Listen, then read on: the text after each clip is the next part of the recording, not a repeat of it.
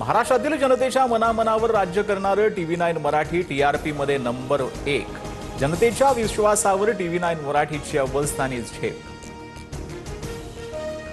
जे मनोज जरांगेंच्या पायाशी जातील आणि जरांगेंचं समर्थन करतील त्यांना निवडणुकीत धडा शिकवणार छगन भुजबळांचा इशारा।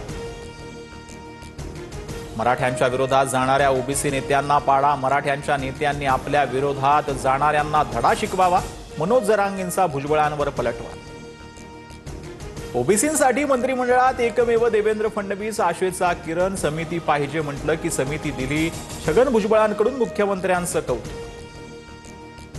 अंतरवालीत पोलिसांवर दगडफेक होण्यापूर्वी झालेल्या बैठकीत पवारांचे आमदार होते, त्या आमदारांना घरी बसवण्याचं काम ओबीसी वर्गानं केलं, छगन भुजबळांचा टोपेंवर निशाण।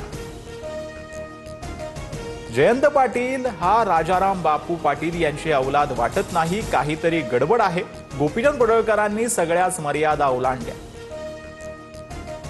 गोपीचंद पडळकरांच्या वक्तव्यानंतर पवारांची राष्ट्रवादी आक्रमक, पडळकरांनी भाजपनं माफी मागावी, फडणवीसांनी ही भाषा फडणवीसांना मान्य आहे का, पवारांच्या राष्ट्रवादीचा सवाल।